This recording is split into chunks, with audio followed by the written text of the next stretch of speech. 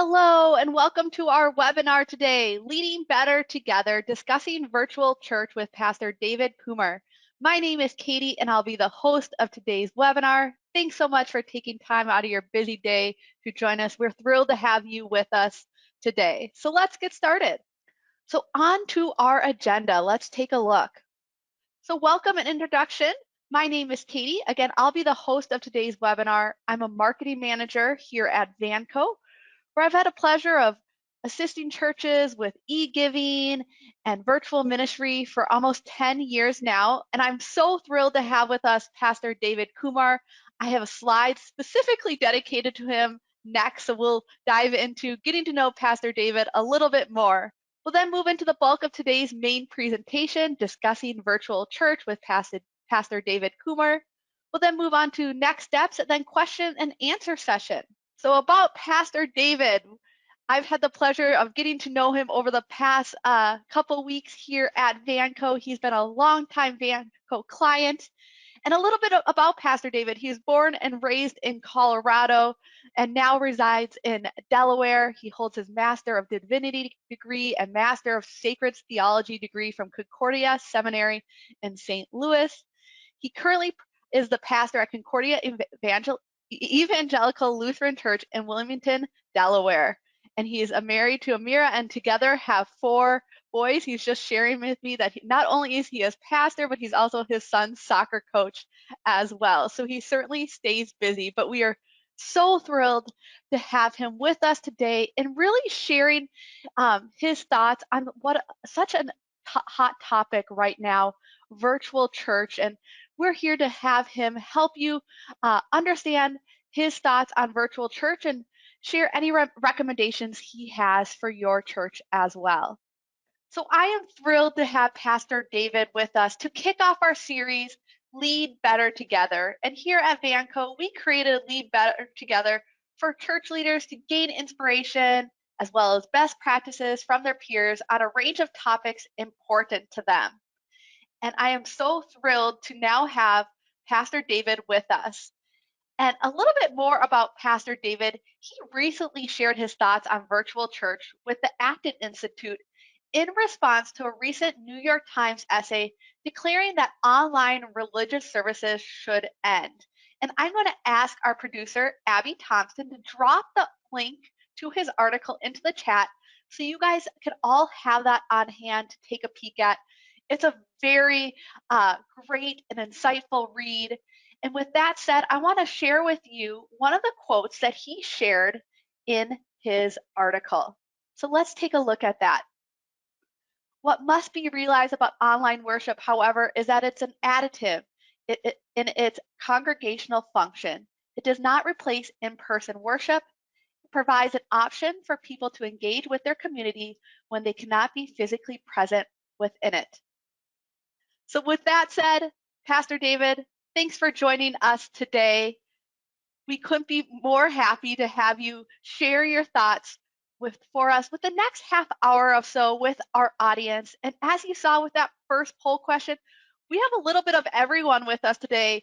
Mainly, we saw 85% hybrid, but some doing in-person only and some doing virtual only as well. I have to ask, what were your initial thoughts to that first poll question? Well, I was surprised at how many small churches there are, and that obviously poses a challenge, obviously, for capability of delivering stuff online, I'm assuming. And so, you just have to take the time for investing in the equipment and the technology to make the online experience meaningful. I mean, if we're going to turn people off to online worship, we're going to do that by doing it in a shoddy way. And I recognize, I've been in small churches. I know that it can be a challenge to get everything up to snuff. But thankfully, it's not as expensive as you think. You just kind of have to have the right questions to ask and find some people that can help you navigate the technological waters. And pretty much anybody can get up online if you're just committed to it. Absolutely. I remember when the pandemic started a little over 2 years ago, It was mainly volunteers, church committee, church stewardship committee, a variety of different committees at churches, as well as volunteers that were really jumping in, willing to help and use their talent to assist churches. So churches didn't feel like they had to make a huge investment. So tell me, Pastor, how was virtual services initially received by your members? Well, thankfully, our congregation, I would say, is probably is very highly educated, and so a lot of them are in the are in workplaces where they have to use the technology. Obviously, we have a majority of our congregation is older, like most Christian congregations, and for that group, they weren't necessarily they were supportive of it. They told me flat out they weren't going to use it um, because they didn't even have a computer, or they wouldn't know how to get it even if they did. And I didn't harangue on that. I said that's fine. This is again, it's additive. It's for people who want it, and we're gonna offer it for them. That was actually my next question. What obstacles did you face initially? Because here at Van Cohen, with really anything new, with new when it comes to introducing something, you often hear of a perception that there's fear of the new. So, what did you do to help those members that were initially scared or intimidated by virtual ministry really learn to embrace it and engage with your virtual services? Well, I think the biggest thing was that we just went ahead and did it. And um, again, we didn't make the people feel badly if they weren't if they told us outright that they weren't interested in it. But we recognized that there was going to be, especially at the pandemic, we weren't meeting at all.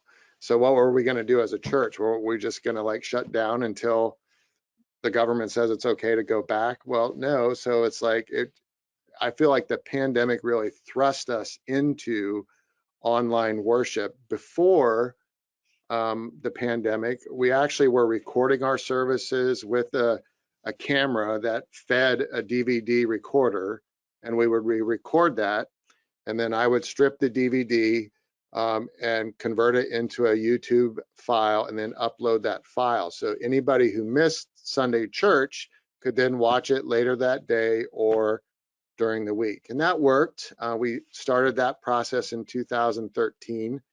But then when the pandemic hit, I gave my IT contact, and that's what I would encourage everyone here to think through is think of one or two, three people that you think probably knows how to do this, or they might be an electrical engineer, they might be in IT.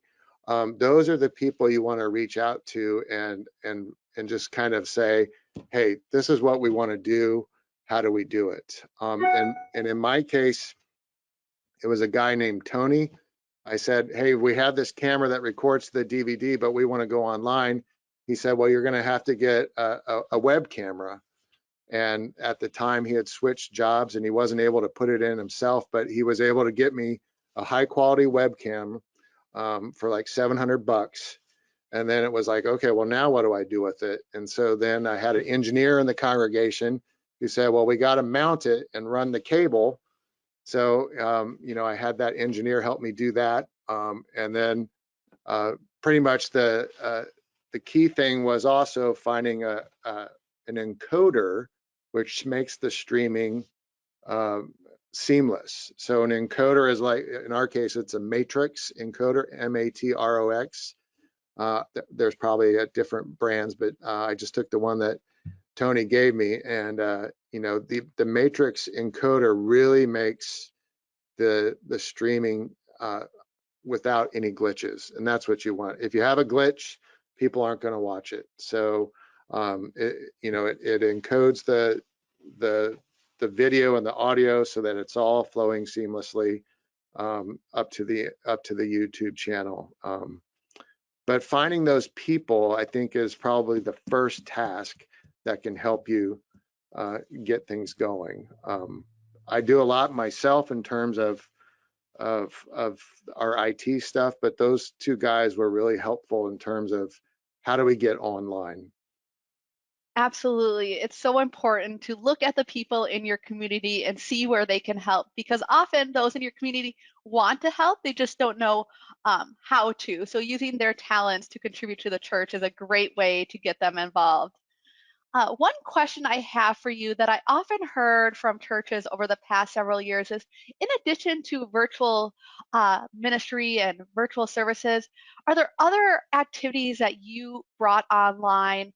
Some churches have done online Bible school or Bible study, vacation Bible school, online concerts, you name it. I've heard uh, dozens and dozens of really unique ideas. So I'd love to hear from you, Pastor David, what else you chose to bring online. So again, way back in 2013, when we decided that we were going to project all of our, we're a liturgical church, so we worship from a hymnal, but all of our hymnal pages are made into slides, and so um, back in 2013, we decided, let's go paperless. That was sort of a environmental idea. But again, we didn't sort of just get rid of paper entirely. I made like 20 bulletins, and then we projected the service up on the screen with musical notes and everything. So it wasn't just the words for people who wanted to read the notes. Um, and so that was really key. And what this woman who worked for Procter and Gamble at the time, and she was in charge with sort of their rolling out some of their digital platforms that they had. She said to me, she goes, Pastor, you just have to keep on adding, you can't take it away. And so that was important to understand the transition. So we were going to project everything on the screen, and we were going to eventually put everything up online, but that still meant we had to make a few bulletins for those who really wanted to hold something. And so when it came time to get rid of the bulletins altogether, it was basically a no fight. So it wasn't like, we're done with this, so quickly, but there was a time of sort of letting go, I would say. And so, and now, pretty much everyone's comfortable with the screens. We do have the hymnals there for those who like to hold them. There's one or two. And then, of course, online as well. And on YouTube, I can track the number of people that are participating in this service online. And now we include that in our attendance numbers as well. So, we count up how many people are here, and then I go and look online and see how many people watch the service, participated at home.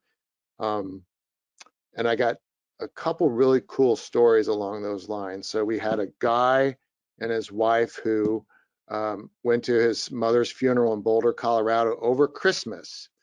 And she died shortly after Christmas. And they logged in and participated with their community, as they called it, back here in Delaware, to worship with Concordia in Wilmington, Delaware, from Boulder, Colorado. Wow. So that was really meaningful. They were kind of in the transition of becoming members here. They had become members. They were brand new, but they really wanted to be a part of this new community. And they did it from Boulder, Colorado. And they were out there for like 5 or 6 weeks. And I could tell that, just with emails with them, that they were watching every week back here in Delaware. And the other fun story is that we have our Sunday school superintendent, kind of, it would be her title. She and her husband and their 2 boys during the pandemic pretty much bought a campsite or rented a campsite at a nearby campground on the Chesapeake Bay south of here. And she goes back and forth to her teaching job. She's a kindergarten teacher, but they've been living in the campground pretty much this whole time. And she told me that they love watching and participating in church from the campground. They have one of these setups where they have a motorhome that drives up to a built structure. And she said that Carter there, I think he's in 4th grade now, he really wanted them to get a big screen TV. So she goes, every Sunday, he's able to airplay the service back at Concordia at the campground, and it's just cool because she told me this past Sunday that one of their campground friends said, you know, hey, what are you guys doing? And Carter's like, we're going to church.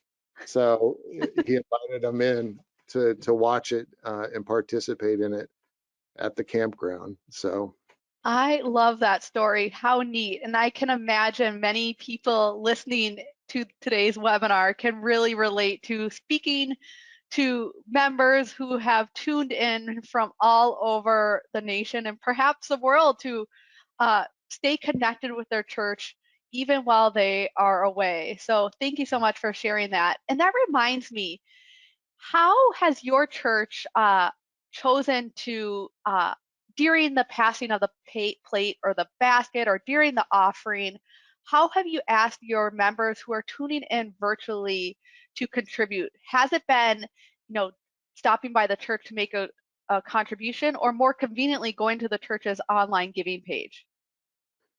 no, I put the give button like right up front, and you know, with obviously with Vanco's new, I call it the wrap window, you know, where you put the video inside of the Vanco wrap.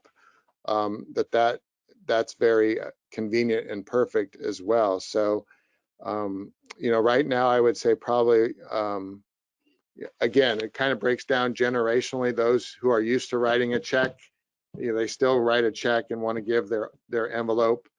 But more and more, I would say from like my age, and I'm turning 50 here next week, my age on down, those people are all giving online. And so, you know, we have a dedicated page on our website to give, but again, the Vanco wrap is just really nice to be able. And if I don't have the Vanco wrap, if I can't get the embedded right, I just put a button up underneath the YouTube video that, you know, links to the Vanco page, and they were able to give that way too. So it's always there. And actually our offerings have probably increased amazingly during the pandemic. So we're very thankful for that.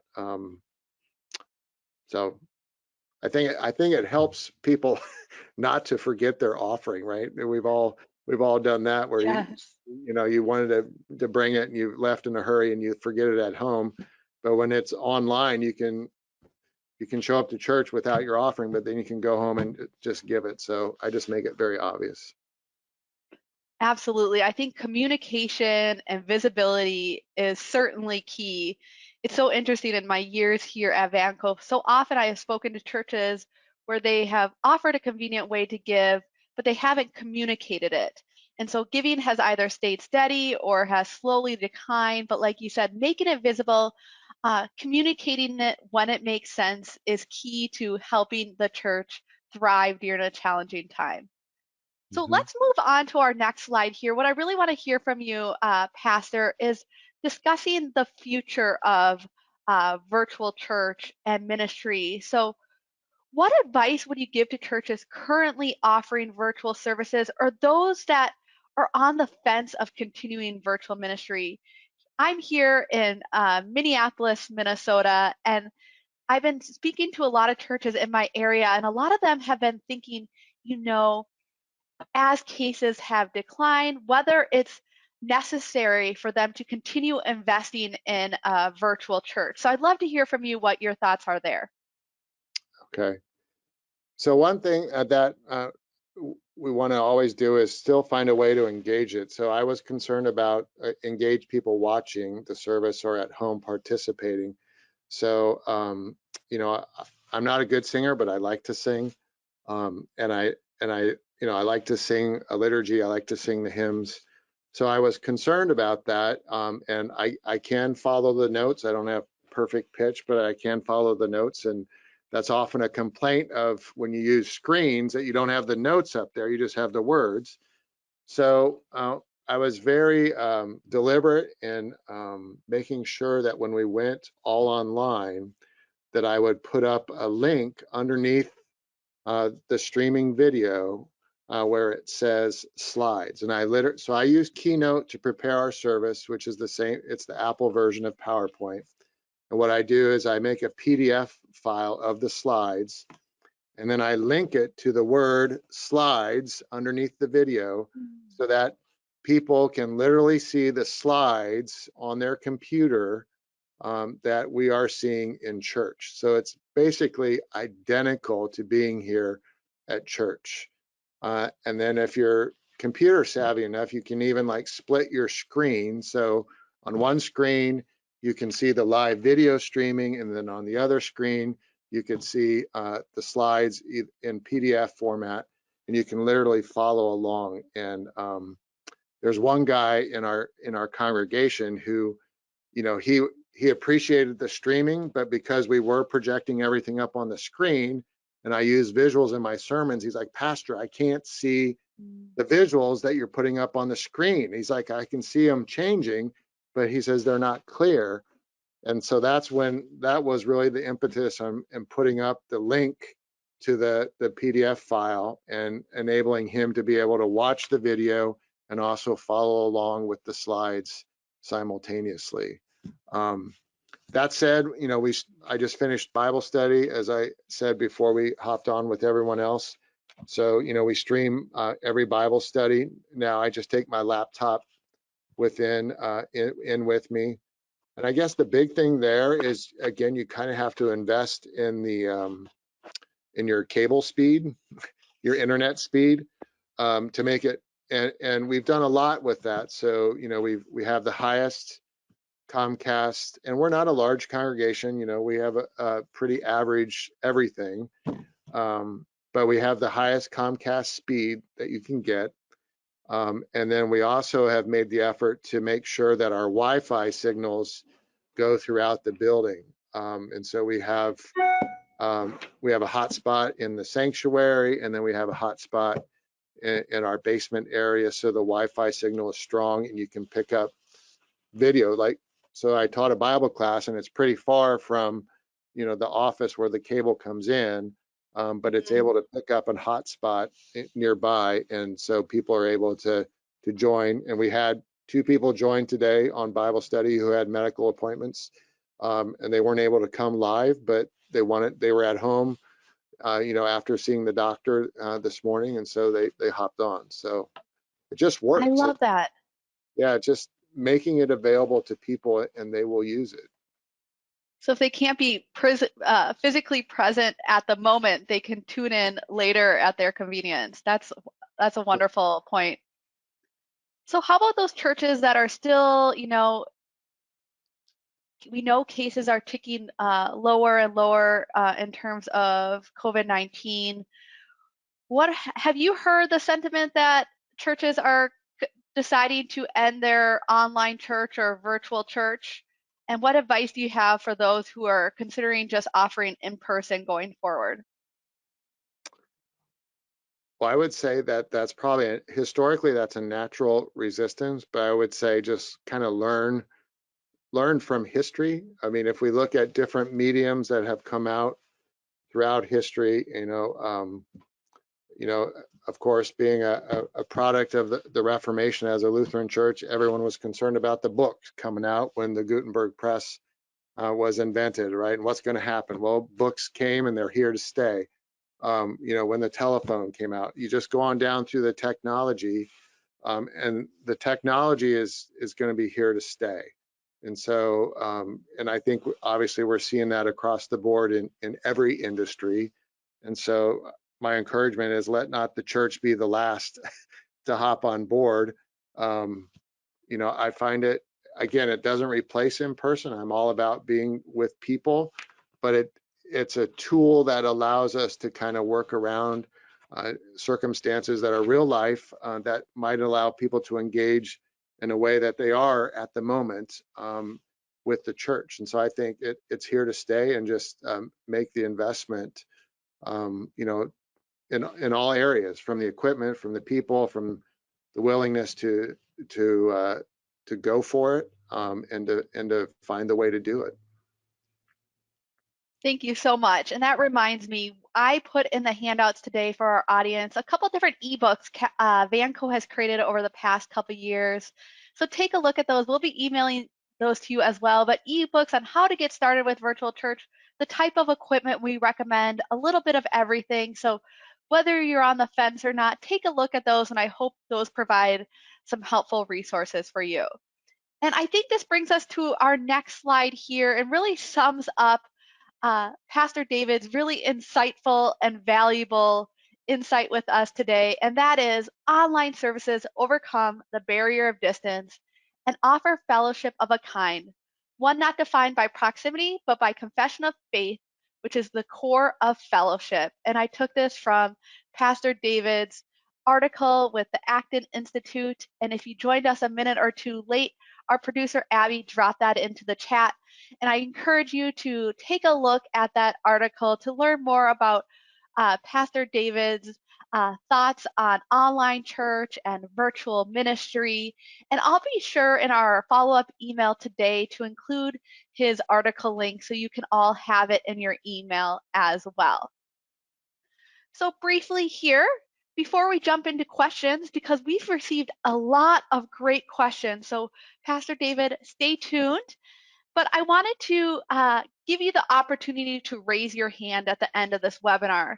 So those of you who don't know, Gogh helps 25,000 churches with e-giving. And one of those ways we have helped churches, especially over the past couple of years, is bringing their worship online, connecting with their members, and really creating an online sanctuary. So we have a streaming opportunity that Pastor David uses at his church as well. And like I said, it really helps online worshipers feel connected and stay engaged without having to navigate to different windows or tabs. So like we said, during that offering, rather than members, online attendees not knowing what to do during that online giving opportunity, they can navigate to the online giving page during the virtual church service and give as well. And in addition to streaming, we offer a couple different other giving options as well. So members can give by text. They can go to your church website and give online using the button like Pastor David said. We offer a mobile giving app as well. This becomes increasingly popular as members go away during the summer, but they still want to engage and give, like Pastor David's example of the family that goes camping. This is a great way for members to continue to give, but use their smartphone. And then their swipe and also for those in-person donations as well. Let's jump into Q&A, Pastor David. We have some great questions, like I said. This first one here from Eric. How do you communicate any enforcement that online is an additive and not replacement? While online worship may have many benefits, if it is a stumbling block to others, why use it if there are similar means to take advantage of benefits without being online? That was a lot, but I think um, just to encourage people to realize that, I mean, this is just where the next generation is. And so again, um, you do what you have to do to sort of make happy those who don't want it. In our case, again, it was a tapering off of the bulletins and eventually, stop giving the bulletins out totally. And when I did that, no one complained because it was kind of this gradual tapering off. But I just think you have to make a commitment to it. And I would be surprised. I don't know. Most of the older people in my congregation, they're all for it now. They're actually, once they've learned how to use the platforms on their iPads or whatever, like my mom who just had knee surgery a few weeks ago, she's been coming to church via her iPad as she lays in bed at home. So I just think that you just have to go for it and be gentle, listen obviously to the people who don't want it. But again, it's a technology that's here to stay. And I think we can learn from it. Thank you for that. And one question here from Nancy, and I've heard this over the past couple of years, so I love your thoughts here. How do you engage people in things that require in-person presence, such as communion? Right. So That's an interesting question in that it sort of presumes that like communion is the all in all. And I really subscribe to, again, one of my mentors, who's Robert Kolbe. He's a professor emeritus at Concordia Seminary. And he says that, you know, God's gifts are to be used as they are available. And so, yes, communion is a wonderful gift, but so is hearing the word of God. Both are means of grace. And so I think in its very essence, communion is about being with people. So I don't think that it should be given online. In other words, you know, I'm here in the church consecrating the elements here, and you're at home consecrating them. I don't think that that works. I don't think it goes to the core of what the sacrament's about. But that's not to say that, you know, people's faith can't be built up simply by hearing the word of God. They might not be there for the sacrament, but they certainly can hear the word of God, which is just as edifying as receiving Jesus in person through the sacrament. So um, there's obviously a lot to think through in that, but I get they're all God's gifts. One isn't more valuable than the other, and I think, you know, the online presence certainly allows us to proclaim Jesus in a new way. I've thought about this question as you prepped me for it, but it's basically putting every church now has the capability of teleministry, right? So when churches were able to tap into television technology, you know, it took a lot of money, it took a lot of resources. You had to have relationships with the networks to make that happen, and that took a lot of money to make that happen. Now every congregation can basically put itself out there on the internet, on TV, right? So I say go for it and let God's word be cast. It kind of reminds me of the parable of the sower.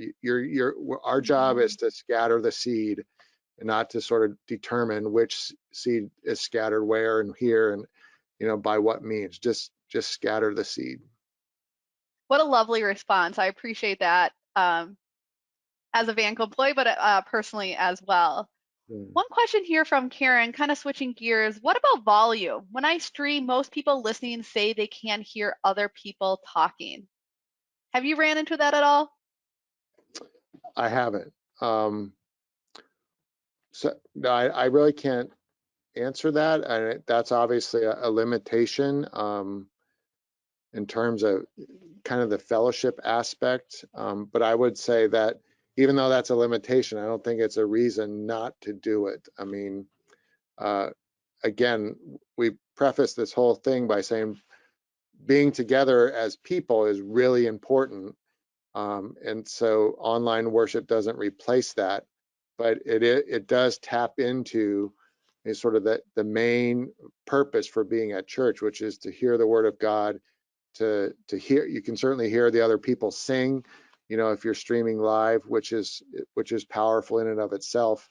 Sometimes when I during the pandemic and we were actually streaming, we got to the point where we were streaming, I would just kind of just listen to the congregation sing, which is a fun thing to do as a pastor, just you know, to hear God's people sing. So Yes, and that reminds me, I included in a handout our ebook, and it recommends quite a few different pieces of technology. One including like a lavalier microphone that we've used here at Vanco that really helps you hear others as well. So, Karen, feel free to take a look at those ebooks. We'll send those to you as well for different recommendations. right, and I Here's one. guess Oh, go that ahead. no, I was just going to say one. Yeah, so maybe I'm getting a sense of her question a little bit. Hearing the congregation. So you know, actually, we have a really good mic right on the center of the altar, and I leave it on during the whole service. So I'm not using a lavalier anymore, just for the purpose of you know, not turning it on and off. I just leave this really good mic on all the time, and you can pick up babies crying, you can pick up, you know, the organist turning the page, you know, you can pick up everything that you would hear if you were here live. But it is a really good microphone. So again, invest in the technology that you're able to afford. Here is one from Steve, We want to have members back in the pews. How do you address those folks who use online worship as a convenience? Right. Obviously, we're all concerned about that. And I would say that, the human need is going to come out eventually. So people might think, oh, well, I'll just worship for home. And again, this is all additive. It doesn't replace being in the pew. But I think even if people are just watching at home or maybe using it as an excuse, even that you're still contacting them in some way by the virtual worship, right? So you're doing more than if they were just not doing anything, right? And in the Acton article, I use the example of think of a young 20-something kid who goes out Saturday night and drinks too much and wakes up Sunday morning thinking, oh, I should go to church, but I have a really bad hangover. So I'm not going to go to church. Oh, but I can listen to it online, or I can watch online. I mean, that is sort of an extreme example, but eventually that's going to hopefully tap into that person where they say, I need to get in touch with these people. I need to find out what it is to be a part of this people. Very good. We had one question here from David. What is the Vanco wrap window David was referring to? And this is Not our a wrap. wrap, yes. So this is Vanco Live, our newest tool that really allows our churches to stay engaged, give, communicate, all from one single window directly from the church's website. So here's one from Jeff. I have a few more questions before we wrap it up. Other than the slide example that you gave, Pastor David, what other adjustments to your worship service have you made to increase engagement? Well, first of all, I think the service is engaging in and of itself. So, obviously, we encourage people to come. We encourage people to participate online. I don't. Again, I think the service is engaging in and of itself. So I don't do a lot to, do things beyond sort of the liturgy that is there. Um, in person, as I said, I give the slides, which was probably the biggest example for people watching at home and they want to follow along in the sermon, so that they're able to see the slides as I'm moving through and talking through them live in person.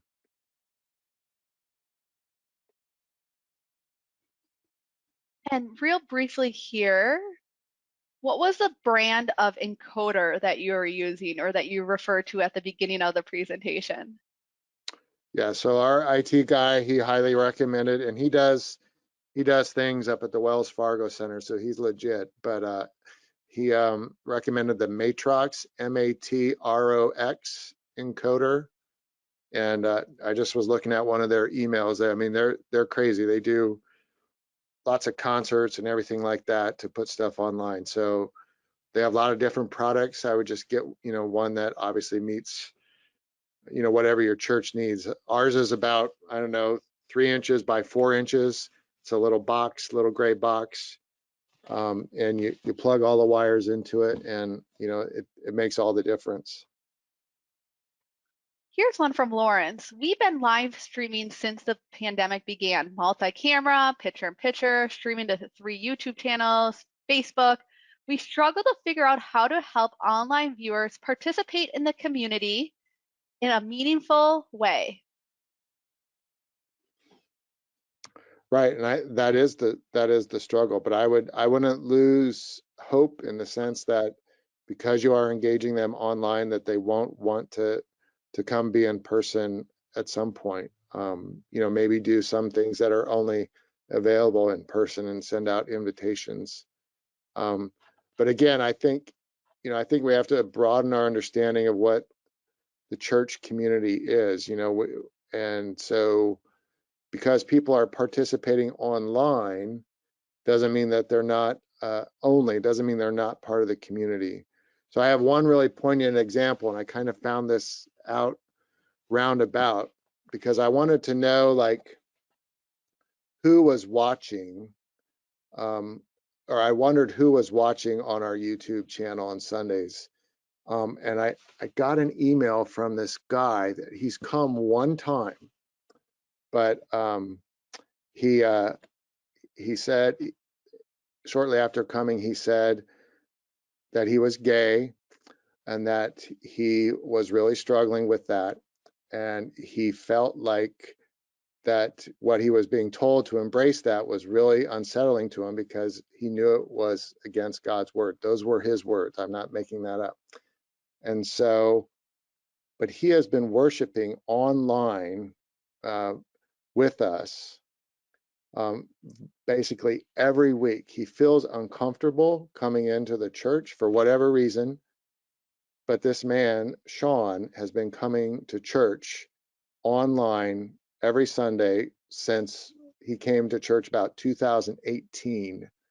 And so I just think that that is a powerful, powerful statement. You know, he's really struggling with some things, and but he knows he wants to know Jesus, and he's able to tap into that by watching, you know, and participating with us virtually, which for me is good enough, right? Because obviously he's dealing with things I can't even understand, and but I'm thankful that he is able to tap in a way that's comfortable. And so the lesson for me there is it's less about us. Yeah, we may want butts in our pews, but is that really the goal of the church? I would say no. The goal of the church is to proclaim Jesus and as far and wide as we can. So